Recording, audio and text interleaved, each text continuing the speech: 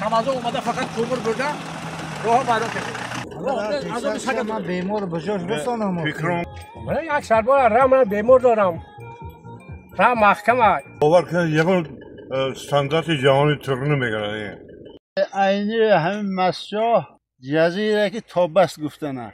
در زمان معاصر راههای ماشینگرد عامل مهم برای رشد اقتصاد، تجارت و سیاست محسوب شده. با نظرداشت این حکومت تاجیکستان رهایی از بنبست ارتباطی را یکی از هدفهای اصلی استراتژی اعلام کرد. با این وجود در قلمرو کشور هنوز هم قطعه‌های ولندگاری راه، گردش‌های صدموی و دشوارگذر موجودند که برای رفت و آمد آدمان و حمل و نقل بار میان ناحیه‌های دوردست مانع ایجاد کرده است. در این میان راه ماشینگرد عینی و کوهستان مسچا از شمار همین گونه راه‌های ماشینگرد است که در گزارش‌های قبلی هم از مشکلات جای داشته ساکنان دهات بالابی دریای زرافشان و ساکنان ناحیه مسچاهی کوهی نگرانی کرده انتقاد کرده بودند. در رابطه با مشکلات ساکنان ناحیه‌های عینی و کوهستان مسچا از وزیر نقلیات کشور عظیم ابراهیم تکراراً سوال کردیم که راه مذکور کی به پورگی تعمیر و از نوسازی کرده می شود. در همین حال عظیم ابراهیم وزیر نقلیات کشور گفت که از وضعیت راه ماشینگرد میان عینی و کوهستان مسچا آگاه بوده، شخصاً از این راه به پورگی بازدید کرده است. به گفته وی یگانه راه برطرف نمایی مشکلی جای داشته جلب سرمایه گذاری می باشد. یعنی من چی می‌دونستم همین عینی کوهستان مسچا میشود کنترل وقت دارم. من برای در واقع دوستان چقدر همینجا سوابق بودن یا اشتراک داشتم. من حاضر کار شروع شد. به گویستان فرخورد. عینی مسچا هم حتما گفتم من از بس که سوال جواب دادم دیگر وقت زیاد نمیگیرم. با وزیر من حالش میشه. موضوع وزیر نام وزارت نشد. حتما یک بار هموار کردن هموار حلیدن دارم.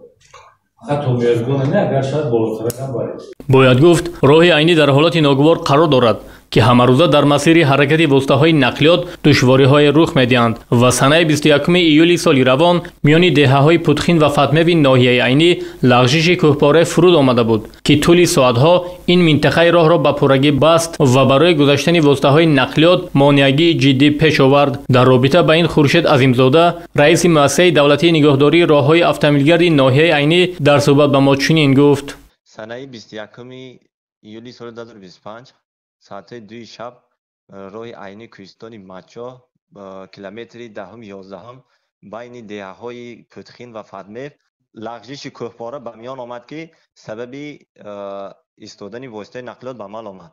یعنی مؤسسه دولتی نگهداری اتومبیلگرد وزارت نقلیات جمهوری تاجیکستان در ناحیه عینی ساعت 5 صبح کار را آغاز نموده تا ساعت 10 همان روز به پورگی همین آفت کوهپاره غلطیدن را به پورگی برطرف نمود. رانندگان نقلیات مسافربر و مسافران در صحبت با ما از حالت بد راه ماشینگرد میان عینی و کوهستان مسچا و خطرات بیشتر از آن اظهار نگرانی کرده خواستار هرچی زودتر برطرف کردن این مشکلات شدند. من بیمار بجاش بسانم. فکرم بیم باور کن یه استاندارد جهانی ترنه میگرده. بتون ویران میگرد. آقای خیلی نمیشه این مردم دانش زندگی میگن همه زیر خاک مونده خانه‌اش هوای تازه نیست اینجا هم خاک دیده یک بیمار ما 2 روز بعد در راهیم نه بیمار اینجا خدا اینجا بیمار از کوهستان مسچا آمدگی راه نیست الان خیلی عذاب داریم این دولنا راه‌ها ویران کردگی یگان خانه‌ها کفیدگی آدم‌ها عذاب بسیار دارند یگان کس ما را نگاه نمی‌کند یگان کس ما را نمی‌گوید که چه حال داری در راه تک دیگه کار می‌کند تمازه اومده فقط کومر برده راه ویران کردگی عینی همین مسچا از همه طرف عینی آمدگی جزیره که تابست گفتنه هر کی کر آباد یک صحرای ناآباد را میگوید هر نهال از همت او یادگاری می شود 60 قشلاق این طرف عینی 60 قشلاق طرف مسچای کوهی از خود دوشنبه اومده هم 3 روز باز به همه راه بایم 3 روز شد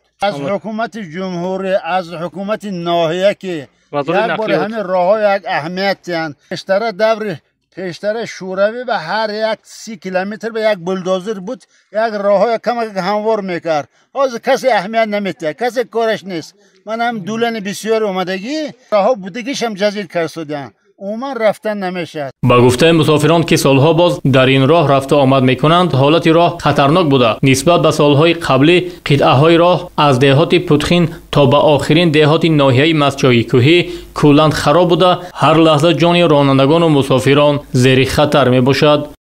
من یک سربار رام بیمار دارم. رام محکم است. باید گفت که طبق لایحه تصدیق نموده وزارت نقلیات کشور از مرکز ناحیه عینی تا دهات مهرگان که در مرکز ناحیه مسجای کوهی قرار دارد 80 کیلومتر راه بوده. بعد از جلب سرمایه در مرحله اول این 80 کیلومتر راه به پورگی تعمیر و از نوسازی کرده می شود. اگر در 1 یا 1.5 ساعت از شهر دوشنبه تا به مرکز ناحیه عینی آمدن میسر گردد، برای طی نمودن راه تا آخرین دهات ناحیه عینی که از مرکز ناحیه 60 کیلومتر می باشد 2-3 ساعت وقت لازم می شود. نجیب الله حامیجان، راه автомобилгарди ناحیه عینی و کوهستانی مسجد.